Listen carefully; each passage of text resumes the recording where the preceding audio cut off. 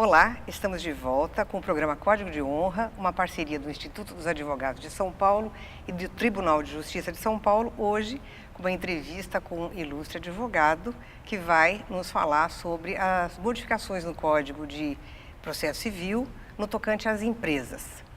Como vai, doutor Elias Marques de Medeiros Neto? Tudo bem, muita honra, muito obrigado. O doutor Elias é advogado, pós-doutorado no Direito Processual Civil, já foi professor universitário, já teve escritório de advocacia, hoje é nosso diretor, presidente da Comissão de Energia do Instituto dos Advogados de São Paulo, o IASP, conselheiro do Conselho Superior de Relações de Trabalho da Fiesp e diretor jurídico do Grupo COSAN. Doutor Elias, o que o novo Código de Processo Civil impacta a rotina das empresas e em que aspectos? Bom, muito bem. Primeiro, uma grande satisfação estar aqui. Muito obrigado pelo convite. É sempre uma honra estar fazendo um trabalho com o IASP e ainda mais em conjunto com o Tribunal de Justiça de São Paulo. Bom, eu acredito que o novo Código de Processo Civil ele traz diversos vetores e diversas modificações que merecem a atenção das organizações empresariais, né? Um primeiro aspecto, nós podemos dizer, é a possibilidade de o juiz ele fazer a atribuição dinâmica do ônus da prova, né? O que significa isso? Haverá a possibilidade do juiz ele atribuir o ônus da prova para quem tem mais facilidade de produzir a prova, né? Então, não necessariamente o autor deverá provar tudo que alega, né? E o réu deverá provar todos os fatos desconstitutivos, modificativos e extintivos do seu direito.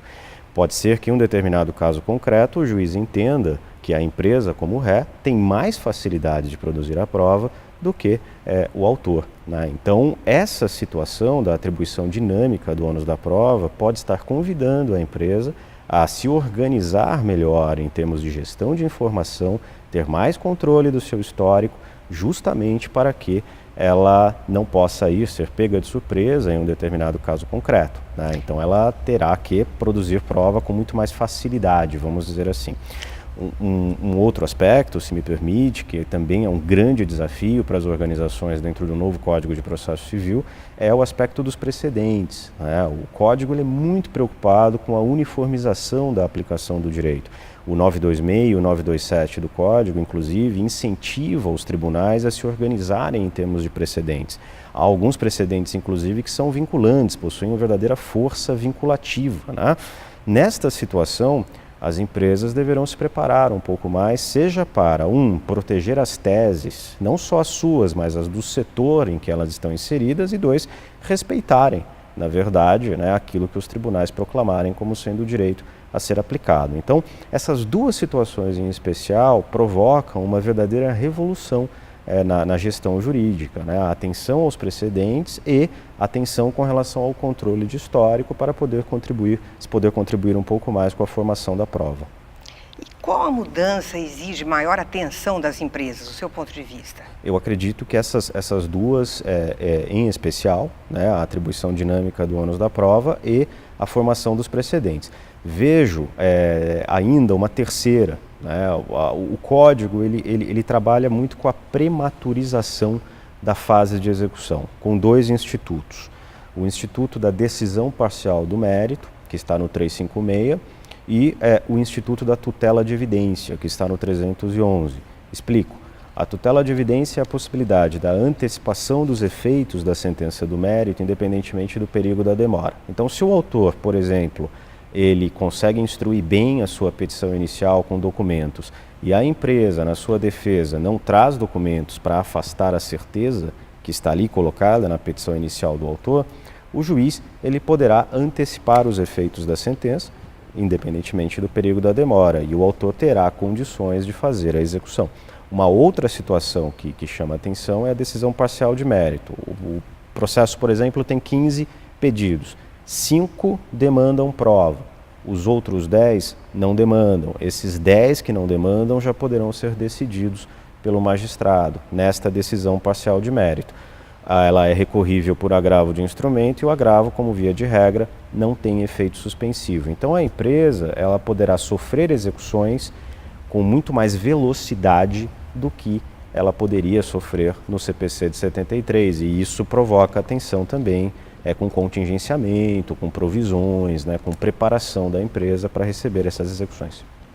Muito bem. E com relação à penhora online, é possível no novo Código de Processo Civil evitar a penhora online? Sim, vamos lá. A penhora de dinheiro, ela é tida no Código como sendo prioritária, né? O Código, inclusive, usa essa expressão. A penhora de dinheiro é prioritária. E a penhora online recebe um tratamento bastante sofisticado no 854. Ela é bem prestigiada, né, e bem regulada, melhor regulada do que era no CPC de 73. Se uma empresa quiser evitar a penhora online, ela pode se valer do 805, parágrafo único, que permite, na verdade, ao devedor ser cooperativo, né, indicar talvez um bem que seja tão forte quanto dinheiro, por exemplo, seguro-garantia, carta de fiança, né, ou mesmo algum ativo que seja sério, algum ativo que realmente possa levar o juiz a crer que aquele ativo pode ser transformado em dinheiro com velocidade. E se o devedor conseguir demonstrar que a penhora online será mais gravosa na situação, pode ser que o juiz ele tenha condições de relativizar a ordem de comando, o comando da penhora online naquele caso concreto. E o que são as medidas executivas atípicas? Isso está gerando bastante polêmica e demanda muita atenção das empresas. Isso vem previsto no 139, inciso 4, do Código, que permite que o juiz ele exerça todos os poderes necessários para fazer valer a sua decisão judicial. O que isso significa na prática, né? Nós temos visto alguns magistrados determinarem a busca e apreensão de passaportes, a busca e apreensão de CNH, suspensão do direito de dirigir, suspensão do cartão de crédito dos devedores, né? Ou seja, o juiz vai além do comando da penhora de bens, ele começa a restringir direitos do devedor. Nesta situação, há aí um grande debate, né, sobre a constitucionalidade dessas medidas, até que ponto o juiz pode ir. Hoje, pelo visto, existe uma tendência da execução contra o devedor não ficar só na penhora de dinheiro, ela também invadir a esfera de direitos do devedor. E teremos aí certamente um desafio no Supremo Tribunal Federal, né, para balizar, na verdade, quais são os parâmetros para a aplicação dessas medidas atípicas, né? Com relação ao amicus curiae, ganha importância no novo Código de Processo Civil? Eu acho que, sem dúvida, o 138 do novo Código de Processo Civil prevê a possibilidade do amicus curiae. Eu acho que isso, para as organizações empresariais, passa a acender um verdadeiro farol de atenção para as associações.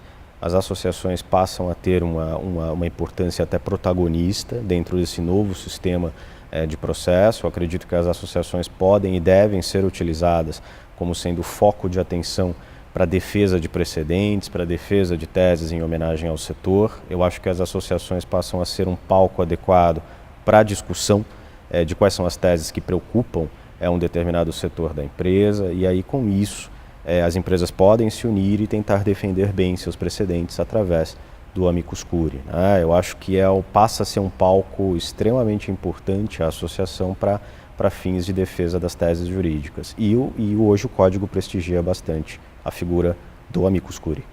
E com relação à jurimetria, tem alguma novidade no novo Código de Processo Civil? Eu acho que a aliança da jurimetria com o contencioso passa a ser uma oportunidade muito grande para as empresas em geral, né? E mesmo para a sociedade, por que não dizer?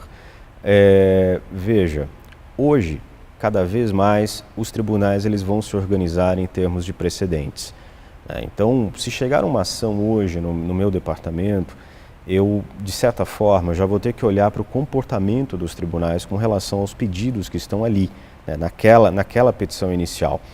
Entender como o TRT, por exemplo, o Tribunal Regional do Trabalho da 2ª Região julga, né, ou como o Tribunal Regional do Trabalho da 15ª Região julga, e quais são as porcentagens de julgamento favoráveis ou desfavoráveis, pode ser extremamente importante para a empresa, porque cada vez mais os juízes de primeira instância terão o desafio de seguir os precedentes dos seus tribunais.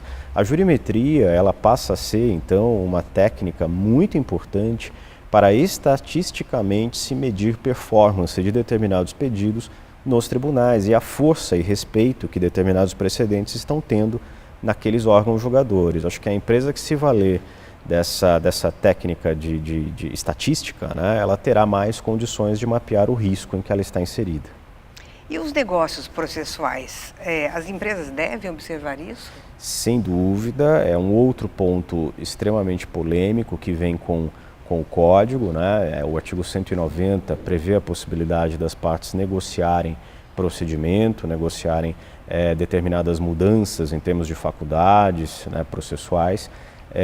Não há uma uniformidade ainda com relação aos limites dos negócios processuais, tem muita divergência doutrinária, mas, por exemplo, as partes em contrato, de acordo com o 471 do novo Código de Processo Civil, podem já eleger um perito dentro das condições que estão ali previstas, né, naquele artigo.